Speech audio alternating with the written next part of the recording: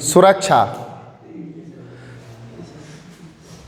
सुरक्षा का तात्पर्य खतरे से रक्षा। आज हम पढ़ेंगे पारंपरिक धारणा। सुरक्षा की पारंपरिक धारणा की जब हम बात करेंगे तो इसका सीधा सीधा अर्थ होता है कि किसी भी राष्ट्र की सुरक्षा। राष्ट्र को खतरा अपने पड़ोसी देशों से, शत्रु देशों से या सैन्य संगठनों से होता है। जब भी राष्ट्र पर कोई हमला करता है तो सैनिक हमले होते हैं और इसी को हम बाह्य सुरक्षा भी कहते हैं। बाह्य खतरा और खतरे से बचने के जो उपाय होते हैं, बाहरी खतरों से बचने के जितने भी हम कार्य करते हैं, जितने भी उपाय करते हैं, वो सब क्या कहलाते हैं? बाह्य सुरक्षा। इसके अंतर्गत सैन्य बल को बढ़ाना और सेना के लिए हथियारों के आधुनिक जो तकनीकी है उसको खरीदना, उनके लिए विभिन्न प्रकार के वाहन और भी जो भी आधुनिक टेक्नोलॉजी आती जा रही है उन सब चीज़ों को इकट्ठा करना, सब चीज़ें उनको उपलब्ध कराना, ये सैन्य सुरक्षा के अंतर्गत आता है या बाह्य सुरक्षा के अंतर्गत आता है।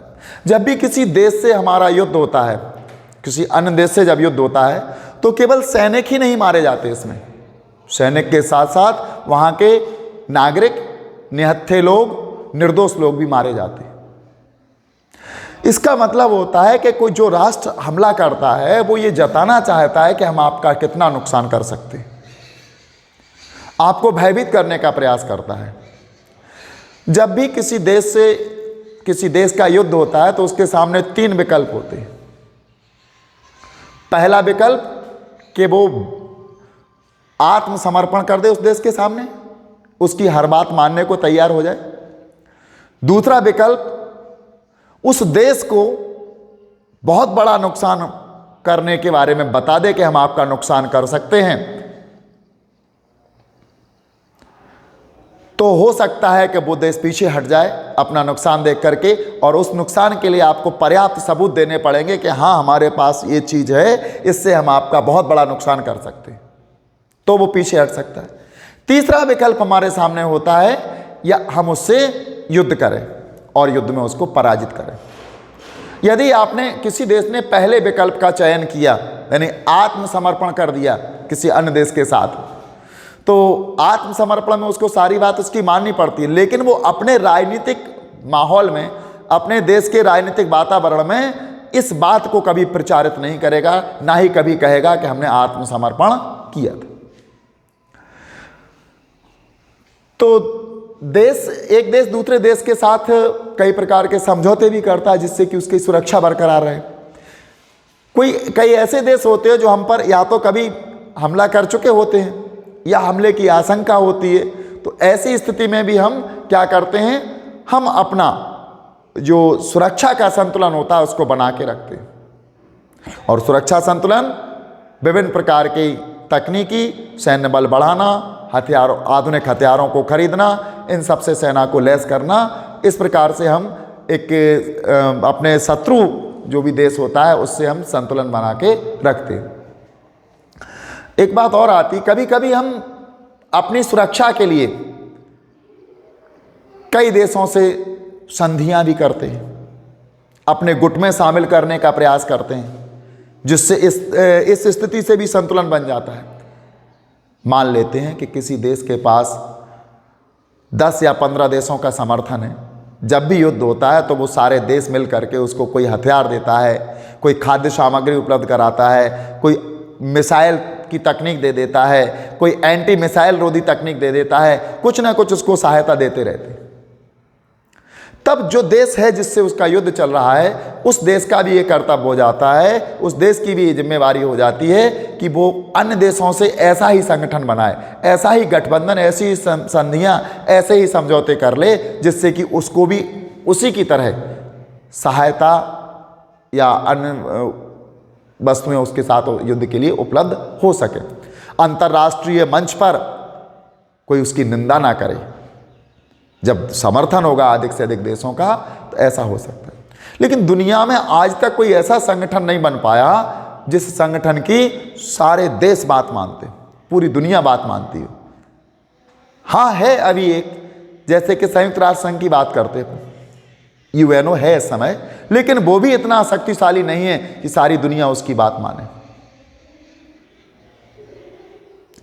कभी किम जोंग मना कर देते हैं कि हम नहीं मानेंगे संयुक्त राष्ट्र संघ की बात, संयुक्त राष्ट्र संघ बौना साबित हो जाता है, कुछ नहीं कर पाता है। कभी अमेरिका ही कह देता है, क्योंकि संयुक्त राष्ट्र संघ में अमेरिका की अहम भूमिका है, तो उसकी जो सैन्य बल है अमेरिका का, उसके आगे संयुक्त राष्ट्र संघ बौना साबित होता है, तो वो उस पर कार्रवाई नहीं कर पाता है। तो इन बातों को अगर देखा जाए तो दुनिया में अभी ऐसा कोई संगठन नहीं जो सभी देशों को नियंत्रित कर सके। अब हम बात करते हैं अपारंपरिक धारणा, बाहरी सुरक्षा। अपारंपरिक धारणा जो होती है, इसके अंतर्गत क्या होता है? पारंपरिक धारणा अर्थात राष्ट्रीय सुरक्षा, और अपारंपरिक धारणा अर्थात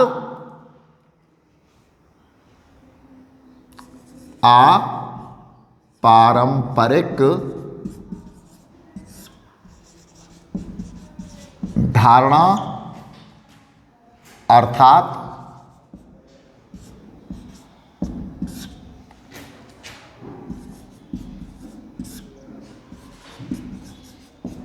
मानव जाति की सुरक्षा। ये संपूर्ण मानव जाति की सुरक्षा की बात करता है। अपारंपरिक, पारंपरिक में तो अपने देश की सुरक्षा का मतलब का ही मायना होता था कि हम अपने देश की रक्षा कैसे करें, लेकिन अपारंपरिक सुरक्षा में अगर बात करेंगे हम, तो यहां संपूर्ण मानव जाति की सुरक्षा। इसके लिए हम क्या क्या उपाय करते हैं, इसके लिए क्या क्या उपाय करते हैं, मानव जाति को किन चीज़ों से खतरा है, उनसे बचने के उपाय ही अपारंपरिक सुरक्षा कहलाती। जैसे महामारियों से सुरक्षा, इसके लिए हम जो भी उपाय करें, क्योंकि महामारी जब आएगी तो किसी देश के नागरिकों को निशाना नहीं बनाएगी, किसी विशेष जाति के नागरिकों को निशाना नहीं बनाएगी, बल्कि जब वो आएगी तो किसको निशाना बनाएगी? संपूर्ण मानव जाति को। तो हमको क्या करना है?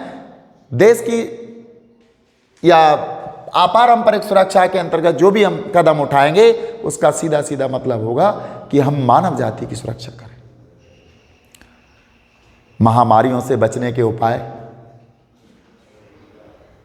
ग्लोबल वार्मिंग, वैश्विक ताप वृद्धि। आपको पता है कि केवल ग्लोबल वार्मिंग से समुद्र तल का जल बढ़ जाता है, और जैसे जैसे इसका जल बढ़ेगा, एक आंकड़ा है तो 20% हिस्सा सबसे पहले कौन से देश का डूब जाएगा? इसमें बांग्लादेश का सबसे पहले 20% हिस्सा। और जिसके कुछ अगर आंकड़े देखे जाए तो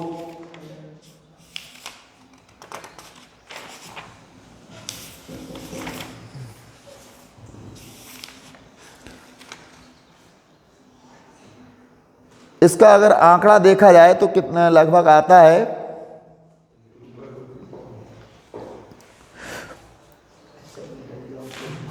समुद्र तल केवल 2 मीटर ऊपर उठ जाता है, केवल 2 मीटर ऊपर उठ जाएगा तो बांग्लादेश का 20% हिस्सा जल में समा जाएगा, जलमग्न हो जाएगा। तो इसी प्रकार यदि ग्लोबल वार्मिंग बढ़ी तो धीरे धीरे सारे देश जल में समा जाएंगे और संपूर्ण मानव जाति का नाश हो जाएगा, विनाश हो जाएगा। तो इससे बचने के लिए हम जो भी उपाय करेंगे वो अपारंपरिक धारणाएं कहलाएंगी। हम पर्यावरण प्रदूषण को रोकने का प्रयास करते हैं। दुनिया में जितनी भी महामारियां फैली हैं, अगर हम देखें तो पारंपरिक सुरक्षा की जो धारणा है उससे कम लोग मारे जाते हैं, महामारियों से ज़्यादा मर जाते हैं। कभी 2 देश युद्धरत हों, वर्तमान में यूक्रेन और रूस का युद्ध चल रहा है, तो इतने लोग उससे नहीं मर रहे होंगे जितने कि कोरोना नामक महामारी से वहां मर गए। क्षति तो उससे हुई। तो अपारंपरिक सुरक्षा भी दुनिया के लिए बहुत आवश्यक है। ये अपारंपरिक सुरक्षा होती है, बाहर से कहीं बीमारी आ जाती है देश में। अभी देखा हो आपने, जब कोरोना वायरस फैल रहा था तो बहुत सारे कंट्रीज ऐसी थी जिन्होंने अपने यहाँ फ्लाइटों का आना और जाना बंद कर दिया था। ये बाह्य धारणा हुई, बाहरी सुरक्षा अपारंपरिक तरीके की, क्योंकि पूरे मानव जाति का विनाश होने वाला था और बाहर से ये वायरस आ रहा था तो उसको हमने रोक दिया था।